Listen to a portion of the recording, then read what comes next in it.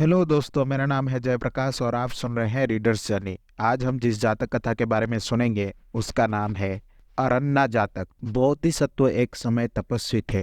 इससे पहले वो एक धनी ब्राह्मण थे, लेकिन अपनी पत्नी के मृत्यु के बाद वो अपने छोटे बेटे को हिमालय की गहराई में एक कठोर धार्मिक जीवन जीने के लिए ले गए।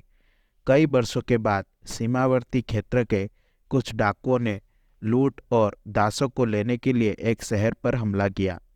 एक सुंदर लेकिन दुष्ट महिला उनके हमले से भाग गई और अपनी यात्रा के दौरान वो बोधिसत्व की झोपड़ी पर पहुंची।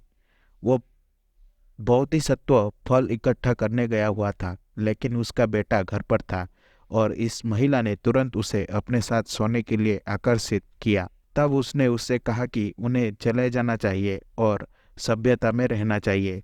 वो उसके साथ जाने को तैयार हो गया, लेकिन पहले उसे अपने पिता को अलविदा कहना पड़ा। महिला जानती थी कि अगर बोधिसत्व के लौटने पर वो वहां रहेगी तो वो उसके साथ कुछ बुरा करेगा। इसीलिए वो तुरंत चली गई और सड़क पर उसका इंतजार करने लगी। जब बोधिसत्व वापस लौटे तो उन्हें तुरंत एहसास हुआ कि उनका बेटा एक महिला के बस में हो गया है, क्योंकि उसने अपने कर्तव्यों का पालन नहीं किया था। उसने अपने पिता से कहा कि वो मनुष्यों की दुनिया में रहने जा रहा है, लेकिन एक बच्चे के रूप में हिमालय आने के बाद उन्हें पता नहीं था कि वहाँ जीवन कैसा होगा। और उन्होंने अपने पिता से पूछा कि उन्हें किस समूह के लोगों से दोस्ती करने चाहिए। अपने बेटे को चेतावनी देने के तरीके के रूप में कि जंगल के बाहर का जीवन कैसा है, बोधिसत्व ने उत्तर दिया कि उसे ऐसे लोगों को ढूंढना चाहिए जो भरोसेमंद, धैर्यवान और विनम्र हो और किसी भी आवेगी व्यक्ति से बचे। बेटे को पता था कि ऐसे लोगों को ढूंढना बहुत मुश्किल होगा, इसीलिए उसने ना जाने का फैसला किया। फिर बोधिसत्व ने अपने बेटे को रहस्यमय ध्यान सिखाया और वे दोनों जीवन भर जंगल में रहे। ये कहानी बुद्ध के जीवन काल में। वो दुष्ट महिला जिसने बोधिसत्व के पुत्र को प्रलोभित किया था, वो पहले जन्म में एक मोटी कामुक युवती थी जिसके विवाह के लिए कोई लड़का नहीं था। उसकी माँ ने बुद्ध के एक शिष्य को अपने प्रेम में फंसाने के लिए फैसला किया।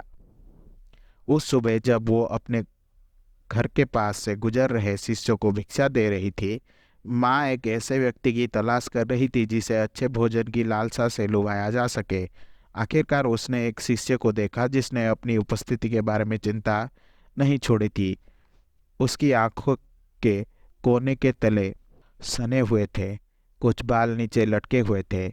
उसके वस्त्र बढ़िया कपड़े के थे और बेदाग साफ थे, और उसका कटोरा एक कीमती रत्न की तरह रंगा हुआ था।